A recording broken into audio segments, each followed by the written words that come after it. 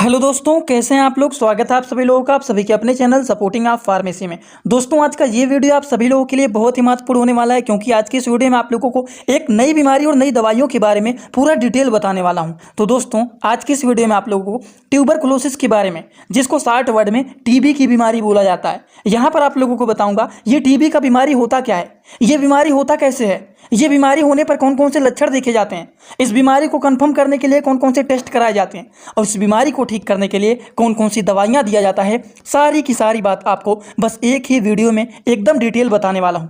अगर आप दोस्तों मेडिकल की प्रैक्टिस करने वाले छात्र हैं तो कोशिश करना कि एक बार इस वीडियो को पूरा जरूर देख लेना। अगर आप एक बार इस वीडियो को पूरा देख लेंगे तो सारी जानकारी आपको A to Z हो जाएगा। तो चलिए वीडियो को स्टार्ट करते हैं बिना देर किए। लेकिन स्टार्ट करने से पहले एक महत्वपूर्ण सूचना यह है कि सपोर्टिंग ऑफ फार्मेसी के इस चैनल पर यह वीडियो बनाया जाता है केवल और केवल मेडिकल छात्रों के नॉलेज के लिए। कोई भी दवा अपने से ना इस्तेमाल करें बिना डॉक्टर के सलाह के। दोस्तों, शुरुआत करते हैं एकदम जीरो लेवल से। जैसे कि हम पहले बात करेंगे ये टीबी का बीमारी होता क्या है, ट्यूबरकुलोसिस ये होता क्या है।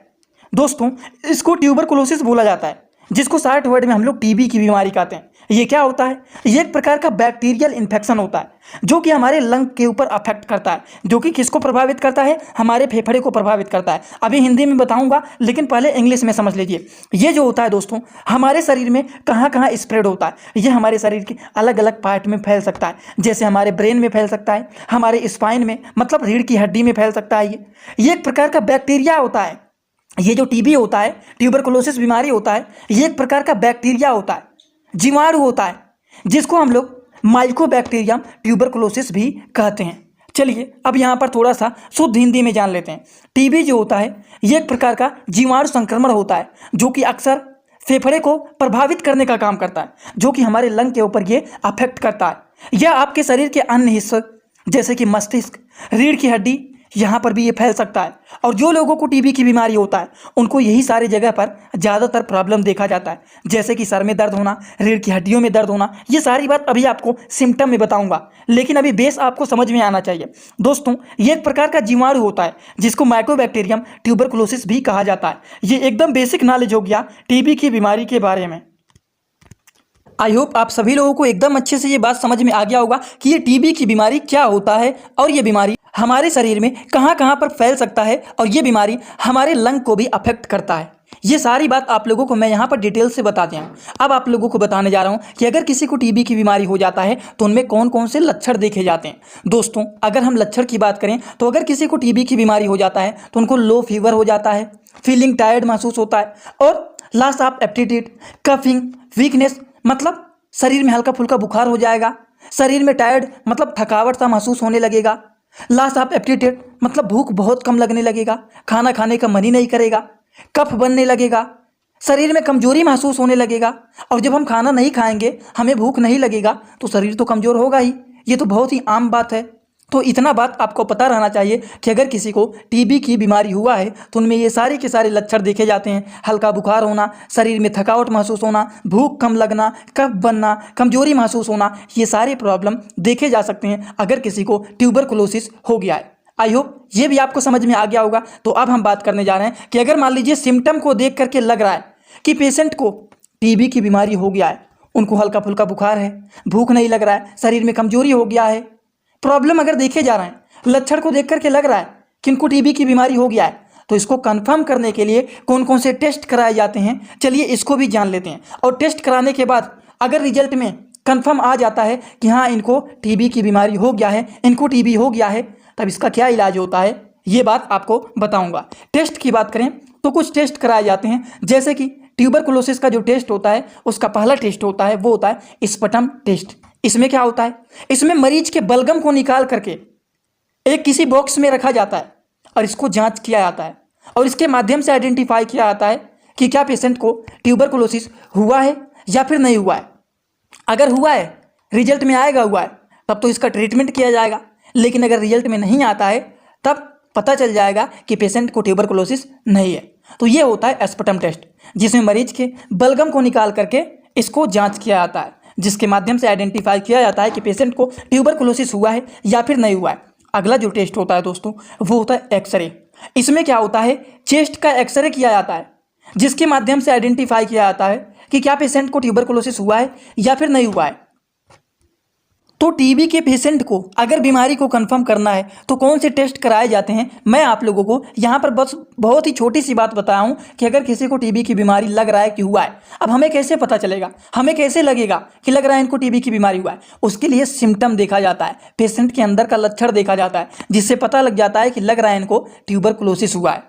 तो इसको कंफर्म करने के लिए कौन से टेस्ट कराए जाते हैं? सबसे पहला टेस्ट बताएं आप लोगों को, स्पटम टेस्ट होता है। दूसरा टेस्ट आप लोगों को बताएं हैं कि चेस्ट का एक्सरे किया जाता है, जिसके माध्यम से आइडेंटिफाई किया जाता है कि क्या पेशेंट को ट्यूबरकुलोसिस हुआ है या फिर नहीं हुआ है। तो ये कुछ टेस्ट होते हैं जिसके माध्यम से इसको आइडेंटिफाई किया जाता है। अब यहाँ पर बात ये आता है कि अगर मान लीजिए टेस्ट में कंफर्म रिजल्ट आ गया कि हाँ इनको टीबी की बीमारी हुआ है, तो इसका क्या इलाज होता है? तो चलिए अब हम इलाज के बारे में बात करने जा रहे हैं कि अगर किसी को ट्यूबरकुलोसिस हो गया है, टीबी की बीमारी हो गया है, तो उसका क्या इलाज होता है, उसको कौन कौन सी दवाइयाँ दिया जाता है। तो चलिए एक एक करके सारी दवाइयों के बारे में हम लोग जानेंगे और समझते हुए चलते हैं। दोस्तों सबसे पहला जो मेडिसिन है वह है रिफाम्पसिन टैबलेट। रिफाम्पसिन टैबलेट जो होता है ये एक प्रकार का एंटीबायोटिक मेडिसिन होता है, जो कि ये ट्यूबरकुलोसिस के ट्रीटमेंट के लिए इस्तेमाल किया जाता है। अब आप कहेंगे एंटीबायोटिक क्यों इस्तेमाल करेंगे? क्योंकि ये जो बीमारी होता है, जो टीबी की बीमारी होता है, ये एक प्रकार का बैक्टीरियल इन्फेक्शन ही होता है, जिसकी वजह से ट्यूबरकुलोसिस देखा जाता है। तो इसके लिए एंटीबायोटिक मेडिसिन दिया जाता है। और एंटीबायोटिक का काम क्या होता है, आप सभी लोगों को पता है कि एंटीबायोटिक जो मेडिसिन है दोस्तों, ये दो वर्ड से मिलकर के बना हुआ है, एंटी प्लस बायोटिक। एंटी का मतलब क्या होता है, अपोजिट काम करना, उल्टा काम करना, और बायोटिक का मतलब क्या होता है, बैक्टीरियल इन्फेक्शन। तो ये जो मेडिसिन होता है ये बैक्टीरियल इन्फेक्शन को किल करने का काम करता है, इसीलिए एंटीबायोटिक मेडिसिन का इस्तेमाल किया जाता है। तो टीबी के पेशेंट को ज़्यादातर रिफाम्पसिन कैप्सूल को दिया जाता है, जो कि ये एक प्रकार का इंडियन फार्माकोपिया का मेडिसिन होता है, जो कि ये भी काफ़ी ज़्यादा यूजफुल एंड पॉपुलर ये मेडिसिन होता है। अगर हम बात करें इनका डोज क्या होता है, तो according to the patient condition, doctor लोग पेशेंट के कंडीशन को देखते हुए पेशेंट को एडवाइस करते हैं कि इसको दिन भर में एक बार खाना है कि 2 बार खाना है, खाना खाने के पहले खाना है कि खाना खाने के बाद खाना है। वो डॉक्टर लोग अपने हिसाब से पेशेंट की हालत को देखते हुए इसको डिसाइड करते हैं। समझ गए बात आप लोग? तो चलिए बात करते हैं अगले मेडिसिन के बारे में। दोस्तों इसी तरह से मैं आप सभी लोगों के लिए एक बुक बनाया हूं, जिस बुक का नाम है A to Z medicine book. ये जो दोस्तों बुक है ये टोटल 600 पेज का है, जिसमें आप लोगों को टोटल 46 चैप्टर मिल जाएंगे, और साथ ही साथ आप लोगों को फ्री में पूरे बुक का 46 वीडियो लेक्चर भी मिल जाएगा हर एक चैप्टर का, जिसकी आप लोगों को मिल जाएगा मात्र 499 रुपये। ये बुक आप लोगों को PDF के फॉर्मेट में व्हाट्सअप पर मिलेगा, जो कि आप कैसे लेंगे, इसी वीडियो के कमेंट बॉक्स में जाएंगे, वहाँ पर एक लिंक मिल जाएगा। जब आप उस लिंक पर क्लिक करेंगे तो डायरेक्ट आप व्हाट्सअप पर पहुँचेंगे, उसी नंबर पर आपको पेमेंट करना है, वहीं पर आपको बुक और पूरे बुक का वीडियो लेक्चर भी मिल जाएगा। जो लोग लेना चाहते हैं ले सकते हैं, जो लोग प्रैक्टिस करने वाले छात्र हैं जरूर इस बुक को परचेज करें, जिसमें हजारों प्रकार की दवाइयों का नॉलेज आपको मिल जाएगा। अगला जो मेडिसिन है वो है आइसोनाइज टैबलेट। ये क्या होता है? ये भी एक प्रकार का एंटीबायोटिक मेडिसिन होता है, जो कि ये भी ट्यूबरकुलोसिस के ट्रीटमेंट के लिए काफ़ी ज़्यादा यूजफुल एंड पॉपुलर ये मेडिसिन होता है। ये दोस्तों आइसोनाइज जो टैबलेट होता है ये सोलोनेक्स के नाम से फेमस होता है, जो कि ये इंडियन फार्माकोपिया का ये भी मेडिसिन होता है। समझ गए आप लोग? इसको भी डॉक्टर के एडवाइस पर ही लिया जाता है, खाना खाने के पहले, बिफोर मील लिखा गया है, मतलब इसको खाना खाने के पहले लिया जाता है according to the doctor advice. OD लेना है कि बीडी लेना है, वो डॉक्टर लोग पेशेंट के कंडीशन को देखते हुए डिसाइड करते हैं। तो ये बातें हो गई आइसोनाइज टैबलेट के बारे में। इसी तरह से कुछ और भी दवाइयाँ होती हैं, जैसे कि अगला जो मेडिसिन है वो है पायराजीनामाइड। इसके बाद अभी आप लोगों को कुछ कम्बिनेशन वाले मेडिसिन को भी बताएंगे, जैसे ABCD 2-3 चीज़ मिल करके बना हुआ है एक मेडिसिन, तो इसको कम्बिनेशन वाले मेडिसिन बोले जाते हैं। तो वो भी दवाइयाँ आप लोगों को अभी नीचे बताऊंगा। अगला जो मेडिसिन दोस्तों है वह पायराजीनामाइड टैबलेट। ये क्या होता है? ये भी एक ऐसा मेडिसिन होता है जो कि पाइजीना के नाम से फेमस होता है, जो कि लुपिन कंपनी के द्वारा बनाया गया है। दोस्तों ये एक ऐसा मेडिसिन होता है जो कि ये भी ट्यूबरकुलोसिस डिजीज के ट्रीटमेंट के लिए काफ़ी ज़्यादा यूजफुल एंड पॉपुलर ये मेडिसिन माना जाता है, पायराजीनामाइड टैबलेट, जो कि ये भी टीबी की बीमारी को ठीक करने के लिए इस्तेमाल किया जाता है। इसी तरीके से एक होता है ईथम्ब्यूटाल हाइड्रोक्लोराइड टैबलेट।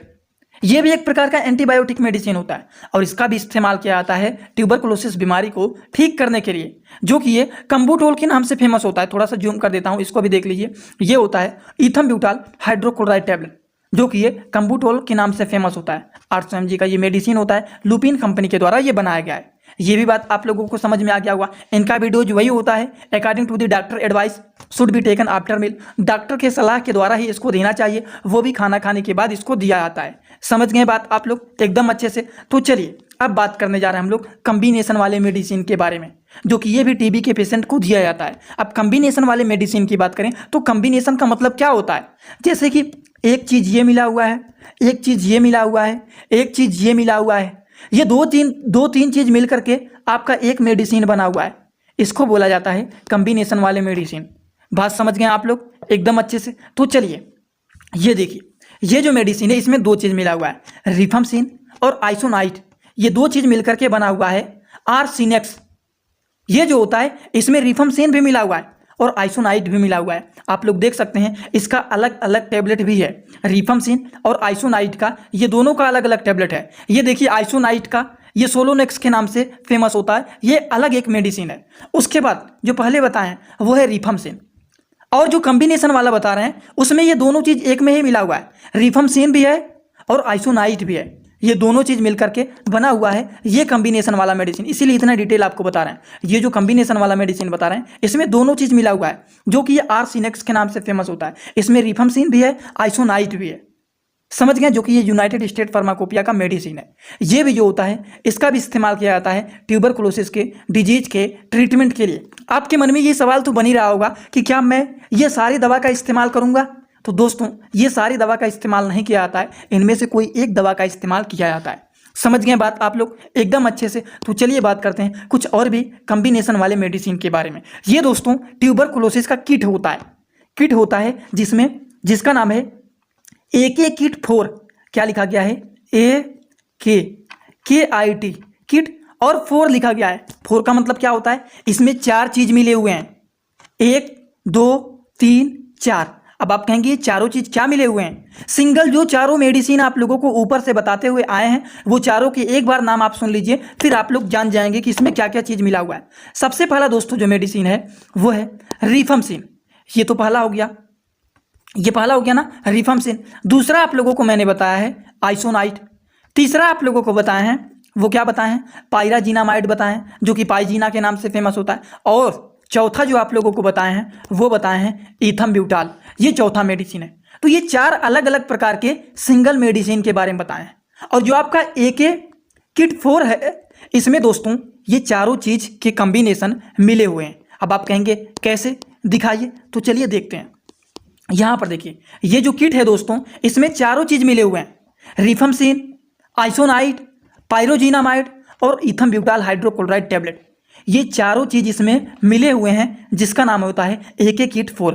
ये भी काफ़ी ज़्यादा यूजफुल एंड पॉपुलर मेडिसिन होता है। अगर किसी को ज़्यादा हो गया है TB का बीमारी तो उसमें ये चारों कॉम्बिनेशन वाले मेडिसिन का किट दिया जाता है। लेकिन कभी भी इसको अपने से नहीं दिया जाता है, बिना डॉक्टर के प्रिस्क्रिप्शन के, बिना डॉक्टर के सलाह के ये तो नहीं दिया जाता। क्यों?